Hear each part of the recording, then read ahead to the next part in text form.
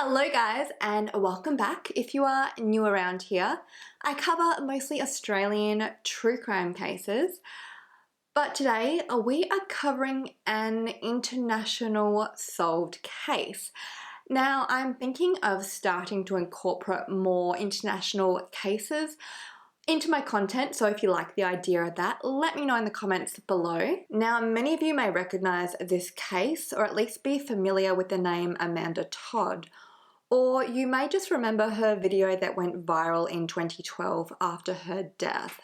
Either way, my guess is that not everybody knows the crime behind Amanda Todd's story or why her case is even considered a crime. And I'll also be using Amanda's video throughout my video so she can tell her own story in her own words. So having said all of that, let's get into today's case. So Amanda Michelle Todd was born on November the 27th, 1996 in Port Coquitlam, a city in British Columbia, Canada. As a child, she enjoyed singing, dancing, gymnastics, and hockey. Her mother, Carol Todd, described Amanda as creative but painfully shy. Her parents split when she was just a child, but she maintained a good relationship with both her mother and her father, Norm. In 2010, Amanda was in grade 7 and was quickly entering her adolescent years. It didn't take long for her to develop an interest in boys and realize that boys were interested in her as well. Amanda, like many of us did during our school years, wanted to be popular amongst her peers, and according to her dad, she tried really hard to fit in. It was also around this time that Amanda moved in with her dad, Norm. Despite her shyness, Amanda loved performing, particularly singing, and it wasn't long before she was posting singing videos on YouTube. And she made these videos with a webcam that her mother had actually been pretty against her owning in the first place. Her mother thought that a child didn't need to own a webcam, but her father Norm viewed this webcam as a way of Amanda sharing her singing talents with the world. This got Jar of Hearts. And who do you think you are? Running around leaving scars, collecting your jar of hearts, tearing them apart. You're gonna catch a cold from the ice inside your soul, so don't come back for me. Who do you think you are? And I, as a side note, think that anyone that does YouTube as a hobby out there can attest to the fact that even if you are someone like me that is painfully shy in real life, as Amanda was, it's very different posting a video online. It feels like almost a safe space. So if you're someone that likes singing, performing, or telling stories, it's so much easier to sit alone in your room and tell a story or sing a song than it is to do it in front of an audience, which is why doing YouTube as a hobby is so popular. You can share these talents or passions with the world, but in your own time. So I think that's how Amanda viewed it, as someone that was shy like she was. Amanda was also incredibly tech savvy and very much a child of the internet generation, if there's even such thing as a child of the internet generation.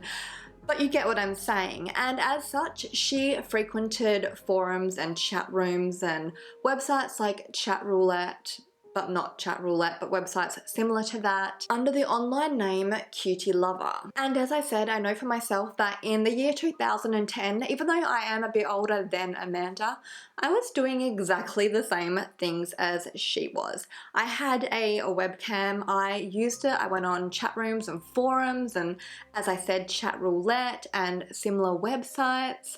Omegle, was that a thing back then? I can't even remember. And 2010 was the year I posted my first YouTube video.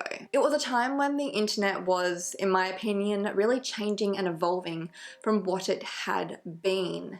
Being internet famous was now a thing. And kids like myself and like Amanda were learning that they could get the attention that they seeked offline online. Amanda's friends described how on sleepovers at Amanda's house, they would use Amanda's webcam to talk to strangers on the internet on a website called Blog TV, now known as, or at least run by, YouNow, which is a live streaming service. A pretty common concept these days. You can go live on almost any social media platform, but back then that was a new concept. As Amanda began to post more online, frequent chat rooms, and use Blog TV, she began to like the attention she received. She got a lot of views and a lot of compliments on her looks. In late 2010, Amanda would make a split-second decision that would follow her around for the rest of her life. At the request of a stranger on Blog TV, on her webcam,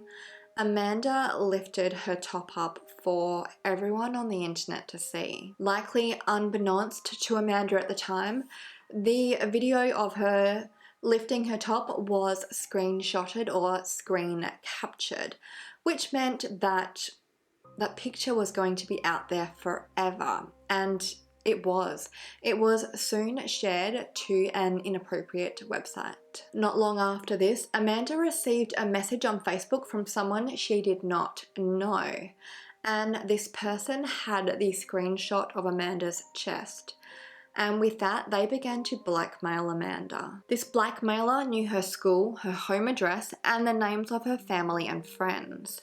The blackmailer told Amanda if she did not put on a show for them on a webcam, that they would send this screenshot to everyone that she knew. Amanda was, of course, scared, terrified, but despite this, she refused to put on a show for them. The link from the inappropriate website containing Amanda's screenshot was soon after shared to all of Amanda's Facebook friends. Now let's briefly touch on what's happened here, because I want to avoid any inevitable judgment. Amanda was barely a teenager when this incident happened, and in that era of the internet, at that time in 2010, I don't think many of us understood the repercussions of what we did. We didn't understand the notion of what we do on the internet, what we say on the internet, what pictures we put on the internet stays on the internet. I think we've seen this time and time again when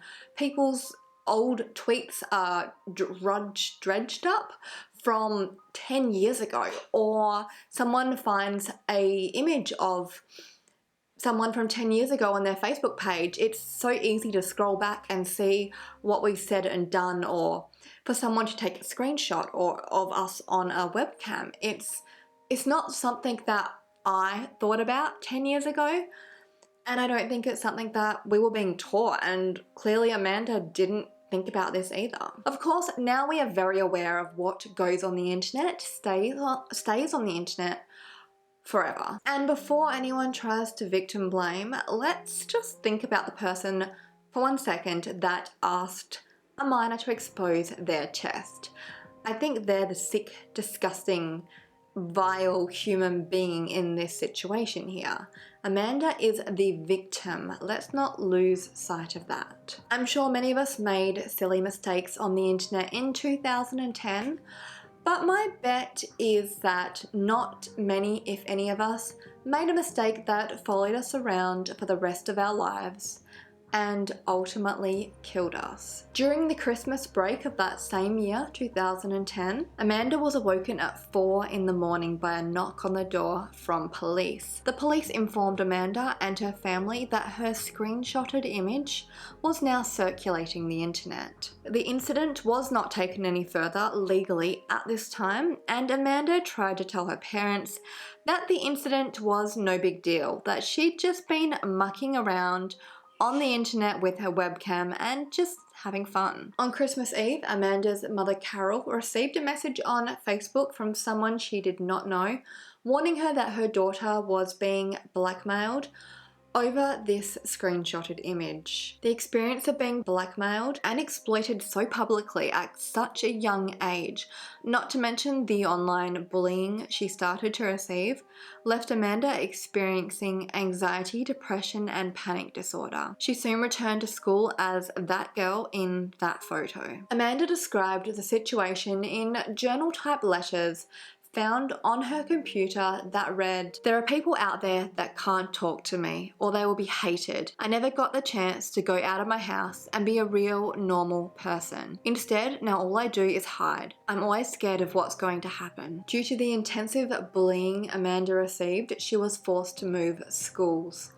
Also around this time, Amanda started using drugs and alcohol to cope with everything that she was experiencing. The following year, in spring of 2011, the situation escalated. Amanda's blackmailer returned to demand that she provide them with more webcam shows. Amanda's mother Carol immediately informed the police after Amanda told her what was going on. This was now the second time that this situation regarding Amanda's screenshot and now the blackmail was reported to the police. Then the police were informed for a third time by staff members at her new school who had been sent the explicit image of Amanda Todd. The bullying Amanda had experienced at her old school began again at her new school, and once again she was forced to change schools. The police were at this stage still doing nothing to protect Amanda. So just to sidetrack here with a quick story or explanation, Amanda's story was unfortunately not a unique one at the time. A trend that was happening with the rise of webcams,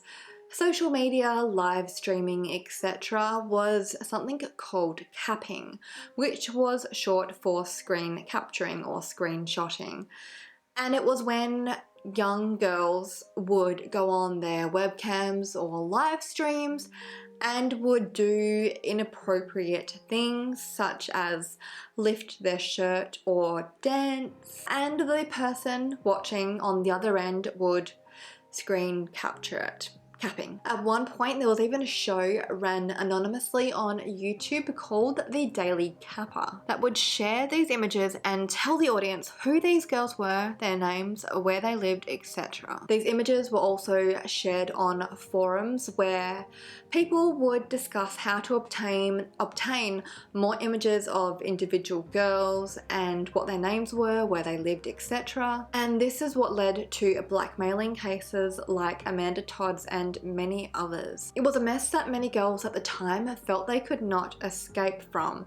Somebody, a stranger on the internet, would come to them with their screen captured image, and blackmail them with it, threatening to share it to friends and family if they did not put on a show, send them more images, and it was a vicious cycle. Many of the girls would cave to these online predators and produce more images or webcam shows, and hence producing more content to blackmail them with. You can see how this would become an incredibly vicious cycle. Amanda Todd, although she never bowed down to the blackmailer's demands, was continuously stalked online for the rest of her short life. When Amanda's mother Carol went to the police with evidence of yet another extortion attempt, the police's response was basically, Amanda needs to help herself. So they said if Amanda doesn't cut herself from the internet, from social media,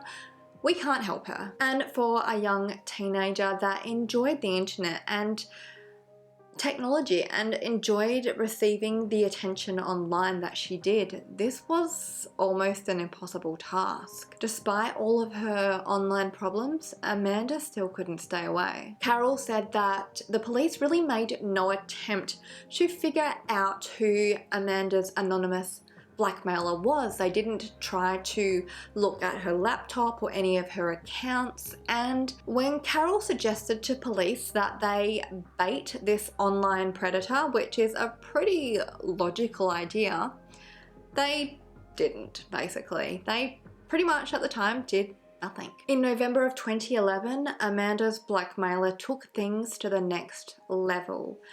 They created a fake Facebook profile under the name Austin Collins, and they posed as a new student at Amanda's school. Then they began to add all of Amanda's friends. It wasn't long before this blackmailer changed their profile picture to the inappropriate photo of Amanda Todd. And after this, her blackmailer began sending the link from the inappropriate site containing Amanda's screenshot to all of her Facebook friends, including the people that were at her new school. The blackmailer even went as far as to send this link to teachers and parents of Amanda's new school.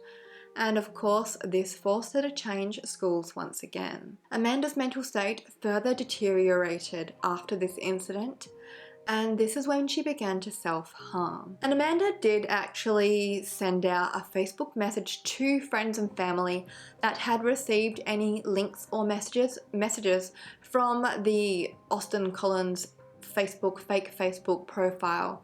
And she said to them, "I'm so sorry to everyone who got the link from Austin Collins. When I was 11 years old, I got a message saying, 'I have all your information. I will come find you if you don't flash and do this for me.' So I was scared. I said one time, okay, so I did it. And he said if I didn't do it again, he would send to all in Port Coquitlam. I wasn't going to do it again, so he sent it to everyone in Port Coquitlam. Teachers, friends, family, on Christmas. So I moved. I thought a new start for my mess up would be good. Then he followed me. He stalked me and found out my new school and friends, and now you guys all got the link. Judge me, be there for me, whichever you want, guys. But right now I feel like shit. I feel so sad and sick that he's gonna do this to me for the rest of my life, and there's nothing I can do about it." During this time period, Amanda sent a message to an online friend that really demonstrates how she was feeling during this time. It says, "You know how many times I've heard nobody likes you or wants you here?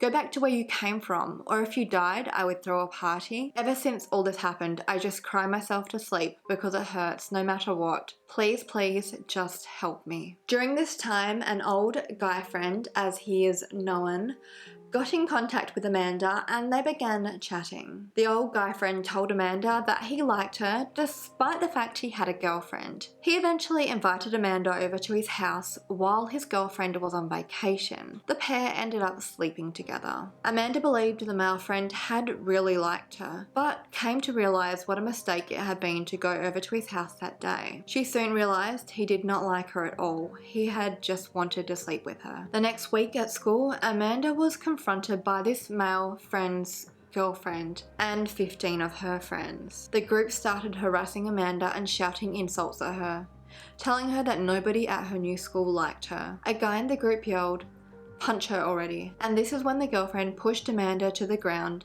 and started to repeatedly punch her. As the assault took place, students at her new school filmed the incident. Teachers eventually intervened. After the physical assault, Amanda laid in a ditch until her father eventually came looking for her and found her there. Amanda did not press charges. After this incident was the first time that Amanda attempted to take her own life. She attempted to drink bleach but survived after having her stomach pumped in hospital. When Amanda returned home from hospital, she was met with messages taunting her about her attempt to take her own life. Words telling Amanda she deserved it, "I hope she's dead," were amongst the online messages. After this incident, Amanda moved schools, cities, and moved back into her mum's home. 6 months after attempting to take her own life, she was still being taunted online about it, with bullies tagging her in pictures of bleach, Clorox, and ditches. Her online tormentors continued to tell Amanda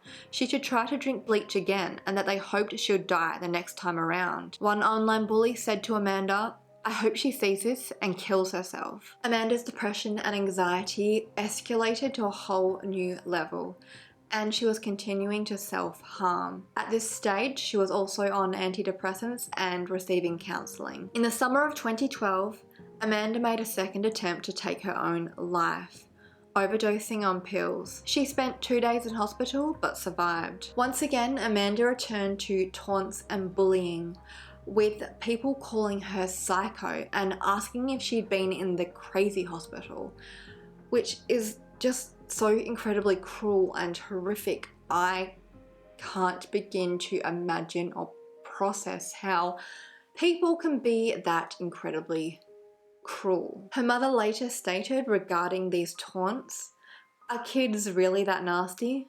Do they not think? What if it was them? On the 7th of September 2012, Amanda said this: "I'm struggling to stay in this world because everything just touches me so deeply. I'm not doing this for attention. I'm doing this to be an inspiration and to show that I can be strong. I did things to myself to make the pain go away because I'd rather hurt myself than someone else. Haters are haters, but please don't hate, although I'm sure I'll get them. I hope I can show you guys that everyone has a story and everyone's future will be bright one day. You've just got to pull through. I'm still here, aren't I?" Just 1 month later, on October the 10th, 2012, at 6 p.m, Amanda Todd was found passed away in her mother's home after taking her own life. She was just 15 years old.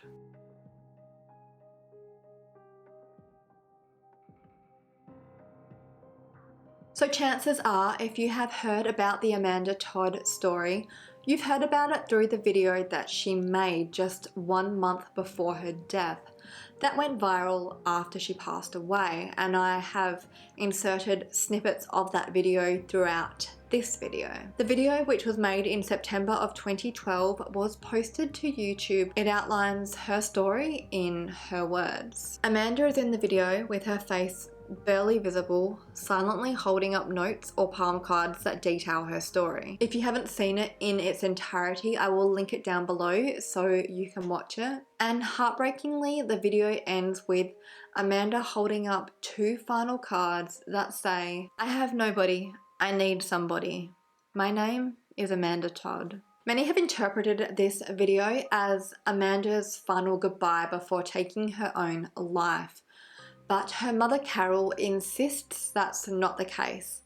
Carol says that this video was a way for Amanda to get her own story out there in her own words. After posting the video on YouTube, Amanda finally began to feel a little bit of support from others going through similar situations. Many messaged Amanda, giving her words of love and encouragement. Amanda told people in those messages that she had booked a tattoo for November. She had wanted a tattoo that said "Stay Strong," so she could look at it anytime she was feeling like she couldn't make it through. Sadly, Amanda never got the chance to get that tattoo, but her father Norm did. He got "Stay Strong" tattooed across his forearm.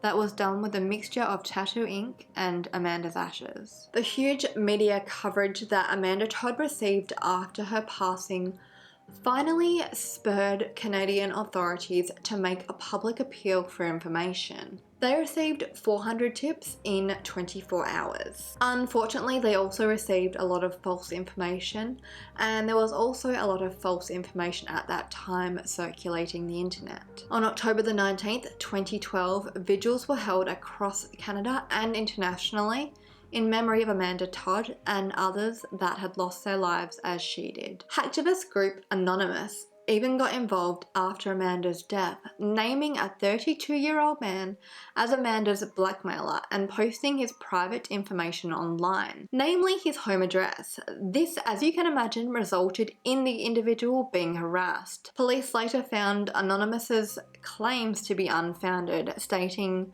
"False information is being spread by people who appear to be trying to use Amanda's story to do harm or make a profit." Anonymous later stated that they named the right person but gave the wrong address. And if you don't know who Anonymous are, that is one to look up. Very, very interesting in my opinion. Would you guys ever like a video on Anonymous or hacktivism or anything similar? Let me know down below. So to give you an idea of the impact of Amanda Todd's passing, in 2012, Amanda was the 3rd most Googled person.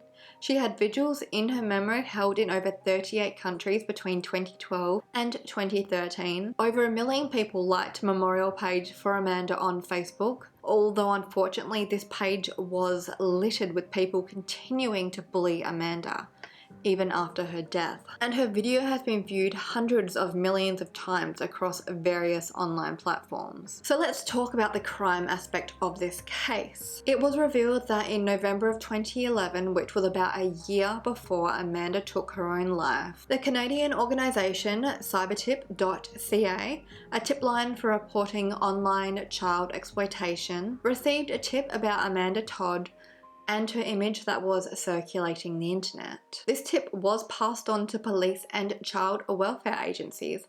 However, police stated that there was nothing they could do about it. An investigative team was eventually formed to get to the bottom of what had happened, how these images were allowed to circulate for so long, and why the blackmailing or the extortion of a minor was allowed to happen for such a long period of time. Unfortunately, these actions came a little bit too late for Amanda Todd. In January of 2014, an arrest was finally made in the Netherlands of now 41-year-old dual Dutch and Turkish citizen Aiden Coben, or Coben, I'm not sure how to pronounce that.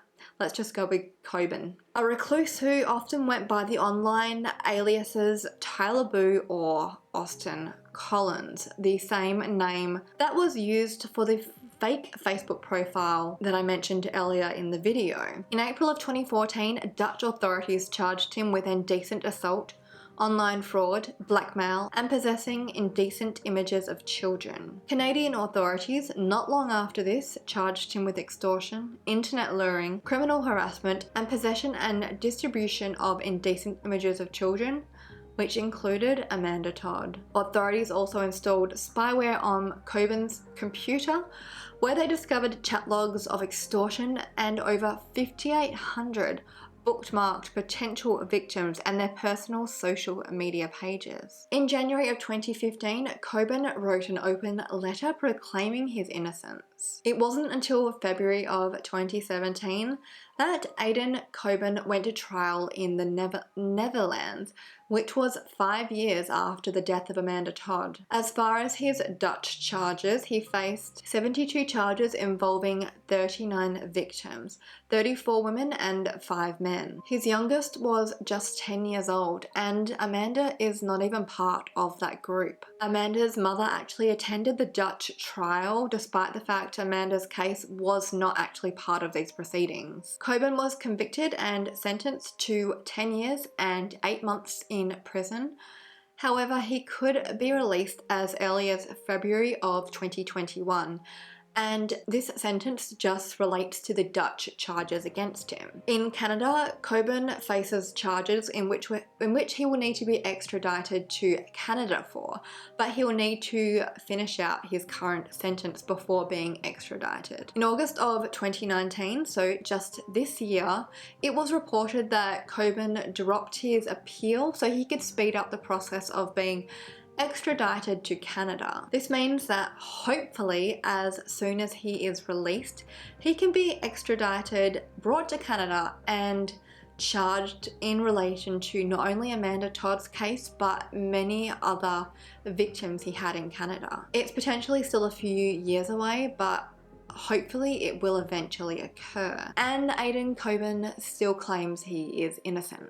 So Carol Todd has been working incredibly hard since her daughter's passing in 2012. She comes across to me as someone that is passionate, hardworking, dedicated, genuine, and someone that has refused to let their daughter's death be in vain. She has since established the Amanda Todd Legacy, where they focus on prevention and awareness related to bullying, cyber abuse, internet safety, and of course Amanda Todd's legacy. Carol Todd also speaks frequently at events relating to the aforementioned topics. I'll link the website down below as it's quite extensive and full of a lot of useful information on these topics, if this is something you're interested in supporting. And also, if you're interested, you can make one-off donations. And that pretty much sums up today's video. Again, thank you so much to our sponsor, Skillshare. Thank you so much for listening to Amanda Todd's story. Stay kind in the comments below. Like, comment, subscribe, share, all that fun stuff.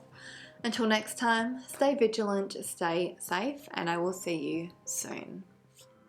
Seeing is deceiving, dream is believing.